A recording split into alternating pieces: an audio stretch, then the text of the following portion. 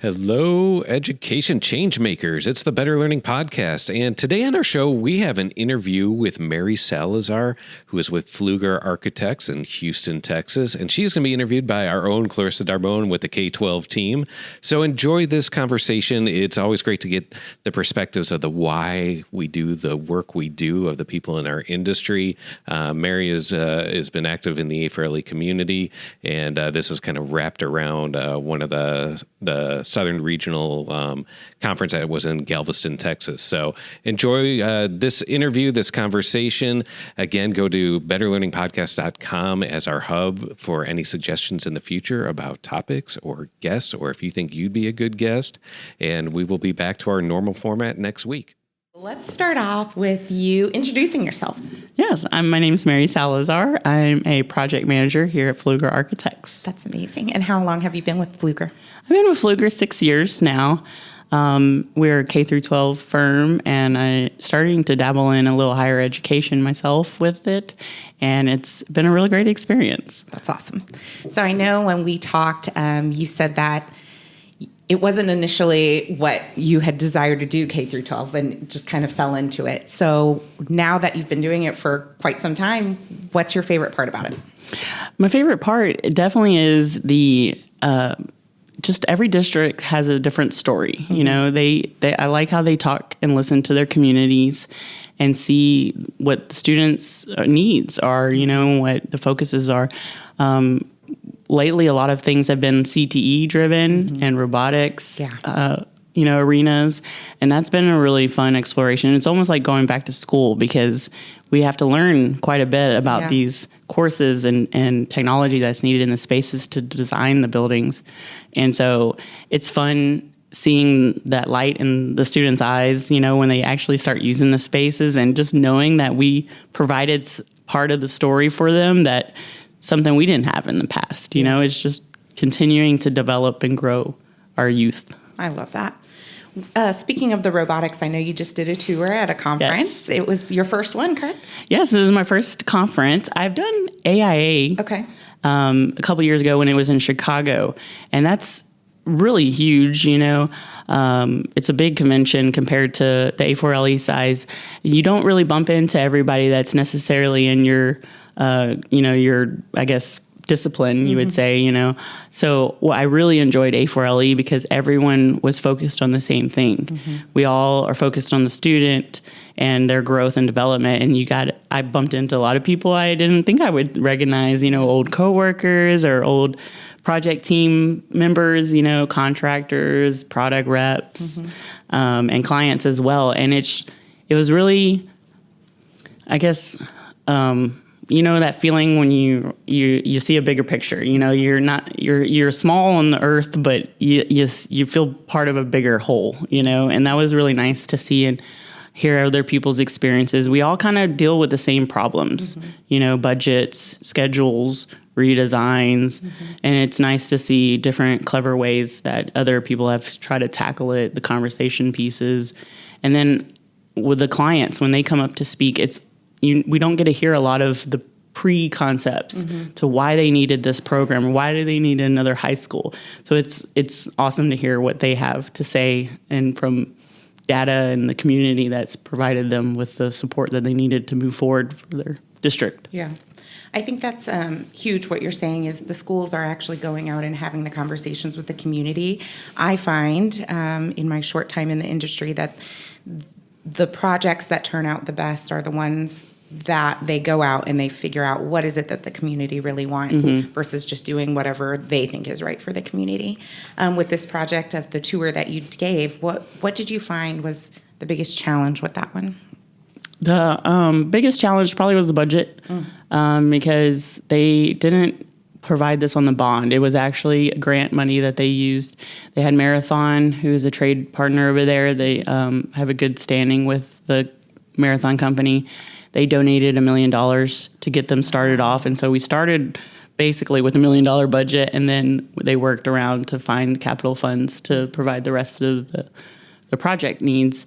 And so we, other than that, like everything kind of slid into place. The district knows they know their stuff. You know, they knew what they needed. The technology director had a really good knowledge of what was going to go on. They already had some robotics classes in their high schools. Okay. They just didn't have the space. And they wanted to be that benchmark that set in the trend, like, hey, let's have a what do you call, like, a stand down. I'm looking for the word. Designated. Yeah, so that they could have competitions. Mm-hmm. That was what they were lacking. They didn't have a home base, you would say. Yeah. And so that was really collaborative in the beginning to get to know what space we needed to do. And we started with this really old, like, metal building that was refaced with brick. I forget how, maybe a decade or so ago. And don't quote me on that number. And so it had some effervescence. It was, it wasn't holding up to the humidity very well. It was leaking some areas. And so the district saw that, like, we had this just building that was just sitting here holding some storage, if you have open space, they're going to fill it, they said.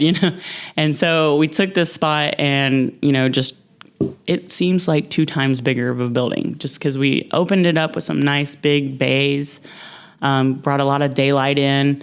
We had to get really clever with the mezzanine. So right now, it's just a sports space, but in the future, they're going to add a lift make it handicap accessible so that students can also go upstairs and have a different vantage point of the tournament and the arena. That's so cool. And it's really, I got to walk up it, obviously, for construction, and it's just, I mean, you're lost for what you just want to see. Yeah. Like, you just want to see everything that's going on. And I'm really excited to kind of see what is going to be in their future. They've already had their first competition.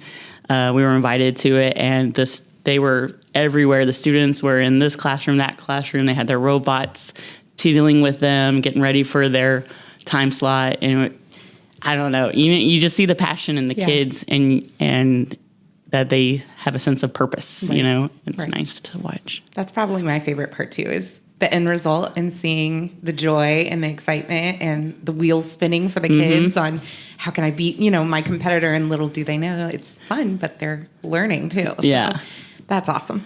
At K-12, it's kind of like our statement, radically student-centered. That's our focus. And putting all of our focus on the kids. What is going to be best for the kids? And so with that being said, what does that mean to you, that statement, radically student-centered? When you hear that phrase, what comes to mind?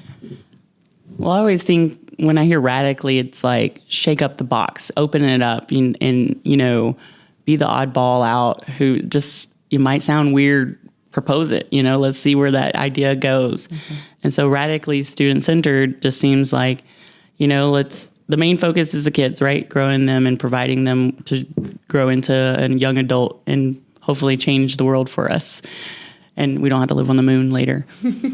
But the radically part really resonates with me, that it's just everything's open. Let's figure out ways, and let's get inspired. I love that. I was trying to find, they're going to kill me because I don't remember that word for word. But we have our mission statement. There it is. Inspire people to create a more meaningful human experience.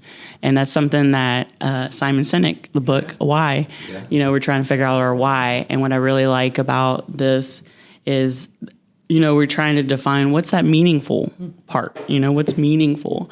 And so we're continuing to explore and understand that for ourselves as we grow into that purpose statement. But I've always explained it in my words is that I just want the inspiration part of it is to provide tools or opportunity for students to find their own inspiration and their own meaning.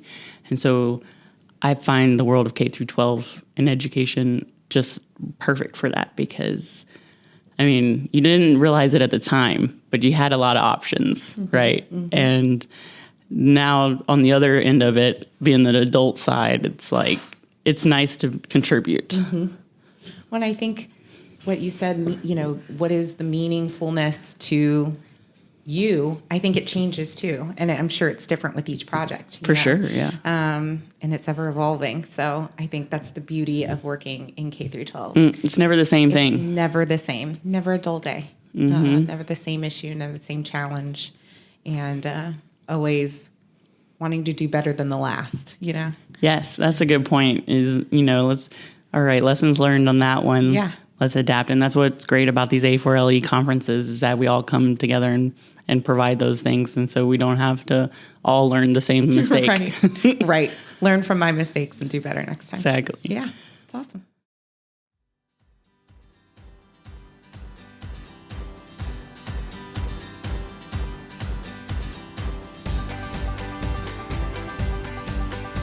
The views and opinions expressed on the Better Learning Podcast are those of myself as an individual and my guests, and do not necessarily represent the organizations that we work for, the Association for Learning Environments, K-12, Education Leaders Organization, or Second Class Foundation.